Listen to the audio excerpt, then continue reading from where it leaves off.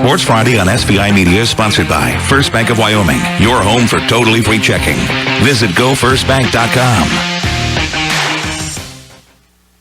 Welcome back into the studios for First Bank of Wyoming Sports Friday on SVI Media. Duke Dance and Dahl Erickson broadcasting here from Star Valley, Wyoming in the SVI Media studios. Joining us now via Zoom is the director of the Wyoming High School Activities Association. That's Mr. Ron Laird. Hey, good morning, Mr. Laird. How are you doing today? I'm doing great, guys. It's good to see you again. I appreciate the time.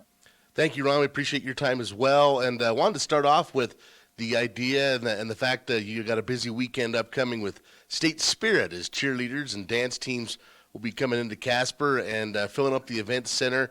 And this is a big deal for a lot of different schools, a lot of different people. Yeah, it really is. People that haven't had an opportunity to attend our State Spirit really don't know what a big event it is. And it's such an exciting day for the kids that are involved. We start in the morning with some practice, let them get used to the size of the arena and those types of things. And then we go straight every 4 minutes from 2:30 in the afternoon till about 8:30 that night. So it's quite an event. You know, Mr. Laird, this used to be done just a few days before the state basketball competition was held. It was all kind of in the same week. And then last year it was changed. My understanding was because of COVID concerns, it was changed to earlier in the year. And it looks like it's the same this year, a little earlier than state basketball. What's the reasoning behind that to keep it now at the end of January, early February instead of the week of state basketball? Well, we learned a lot of things through COVID, and some of them we actually found out that might be better. The timing for this really becomes better from a standpoint of we bring judges in from out of state. And trying to get them in here on a Wednesday before state basketball has always been a real challenge. And so we have a lot better pool of judges that we can draw from now by doing it here. And we felt it would be kind of important to just give them their day as well. And so ticket sales went great again. People don't realize we fill up over half of that event center for this event. And so we're looking forward to it. What are some of the challenges from the WHSAA standpoint for the State Spirit? Obviously, you just overcame one of them as far as the judges, but what are some other things behind the scenes that maybe people don't realize? Well, there's so many. I'd say the biggest challenge for the teams is we only have one competition a year, and a lot of the other states, they're competing throughout the year because they have more schools and more teams and so forth. And we just have the State Spirit competition. Now, some of our teams do go to other competitions outside of the state. And Laramie has one at the weekend of state football. They do put on a competition there to hopefully give the kids a chance just to be able to practice their routines and see what they need to improve on and those types of things. But so that becomes a challenge as far as, just they're a nervous wreck, to be honest with you, and having just the one competition. So we got a lot of different music questions that they have. We have a lot of different, is this move legal or not legal? And so we're doing a lot of that throughout the last couple of months, to be honest with you. We send those videos to different tech judges that we have across the nation, and they can give them some assistance in correcting things if they need to, because our goal is we really want them to get out there and be able to do the best they can and have the best performance possible. And we certainly want it to be legal. So those are some of probably the biggest challenges. Speaking with Ron Laird this morning, director of the Wyoming High School Activities Association.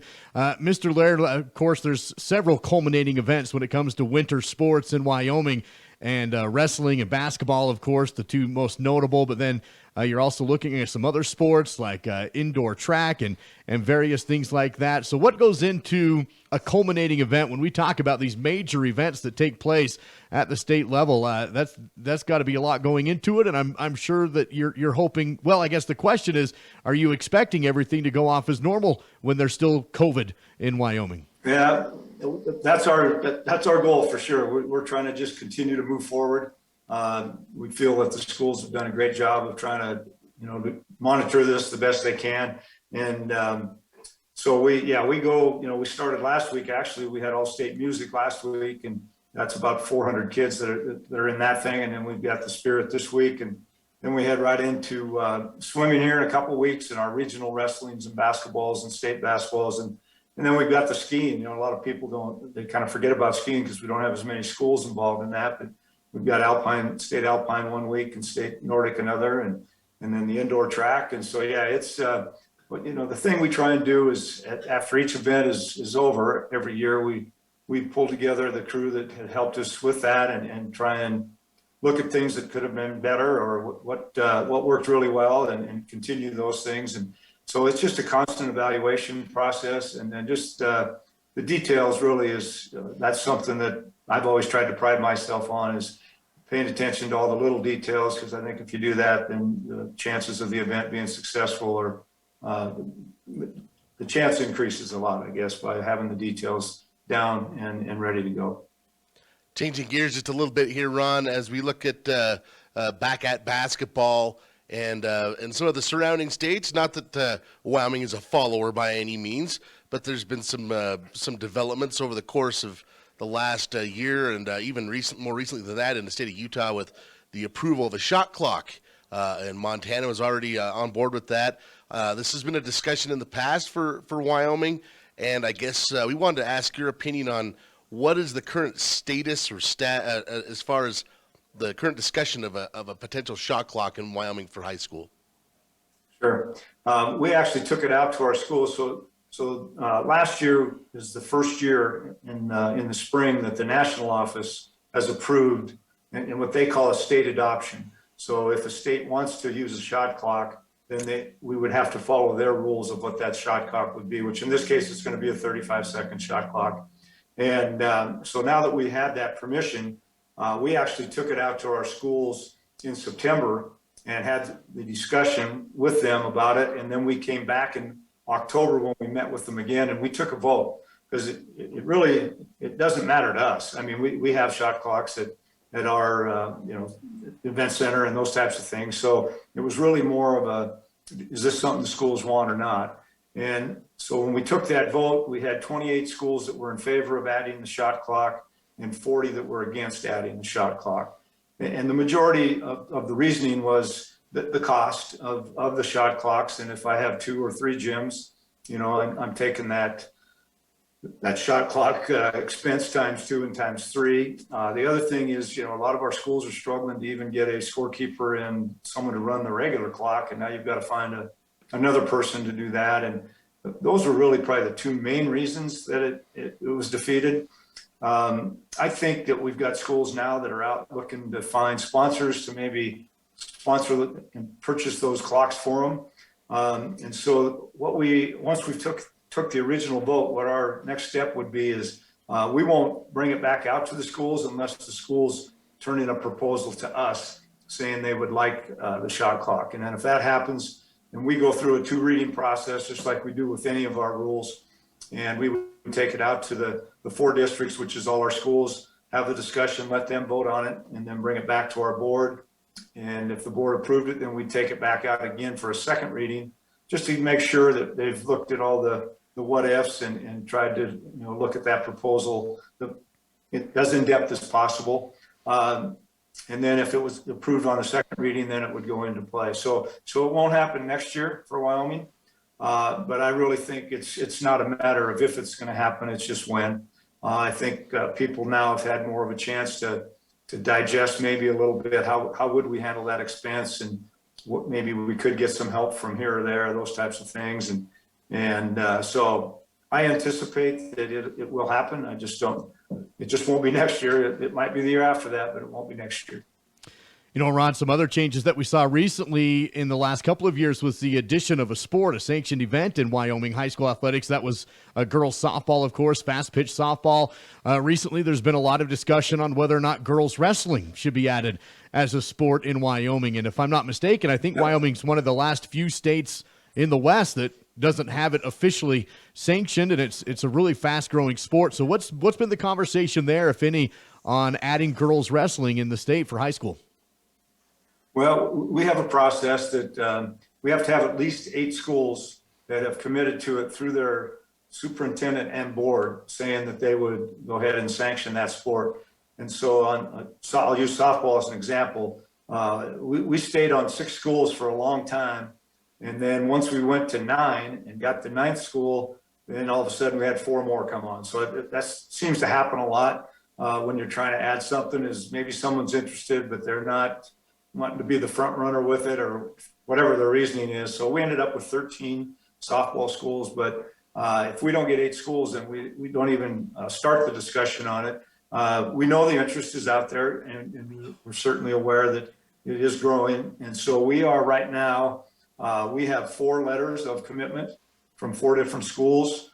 We have had word that 3 other schools are ready to send us a letter, but we haven't seen that yet. So we might be at 7 right now if that happens. And then once we get at least the 8th school or more, then we bring that to our board then and start looking at how do we implement it. Really, I think it's a sport we could add without a lot of cost to the schools, at least initially, because I don't anticipate there will be a real large number of girls at each school. And so you could really probably incorporate it right into the wrestling room, and might, depending on the number, you might not even have to hire another coach. You could have a girls bracket at all the invites. We would probably at state just start with a girls bracket and include them at the boys state, and just combine the 2 until it grew to a point where that doesn't work anymore.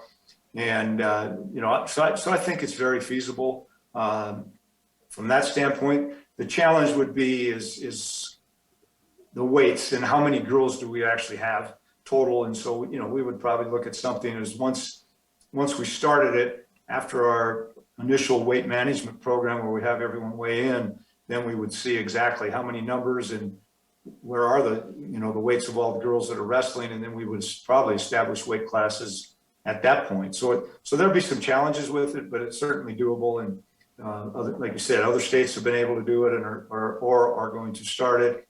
And so again, I think this is probably another one that's not an if, it's probably when it will happen.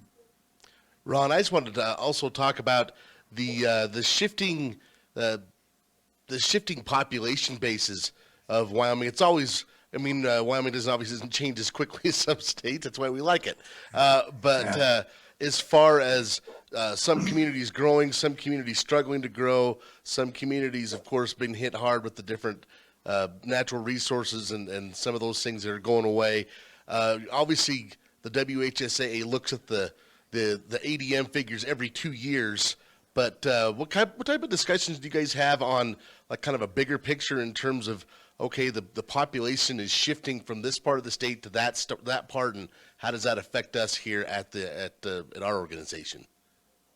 Well, and actually, all that discussion is going on right now. We've had it at our 2 board meetings that we've had so far this year, and it's on the agenda again for this board meeting coming up in February. And it is a concern. One of the things that I think historically that we're seeing here lately is our smaller schools seem to be getting smaller. And then we have a few areas, your area being one with Star Valley and Jackson that are growing pretty good. And, what makes it hard is we might get like a Douglas area there a few years ago had a real boom, and then all of a sudden they were gone.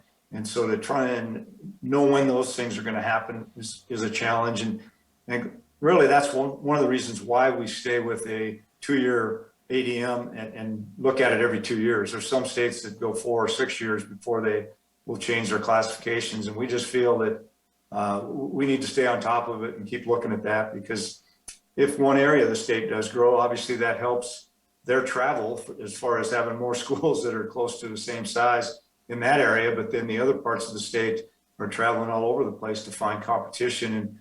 And really, this is my 44th year in Wyoming in education, and that's the cycle that I've seen with reclass is we get to a point where, hey, we're traveling too far. We got to play closer, and so we realign and classify to where you're going to play schools that are closer to you, and then the scores start being real lopsided because you're playing bigger schools or smaller schools, and so then it's like we've got to play schools our size, and so it's like, well, in order to do that, we got to travel more, and so we just have kind of gone in that circle over the 44 years that I've been here. It's Mr. Ron Laird with the Wyoming High School Activities Association. Ron, certainly appreciate your time. Thank you so much. Anything else you'd like to mention to high school fans around the state of Wyoming here at the end?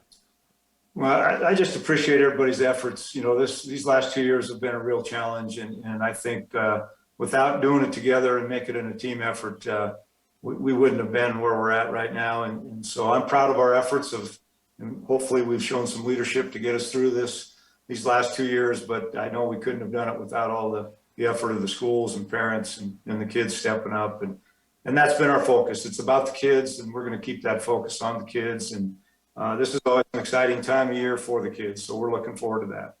That's Mr. Ron Laird, Director of the Wyoming High School Activities Association, on First Bank of Wyoming Sports Friday.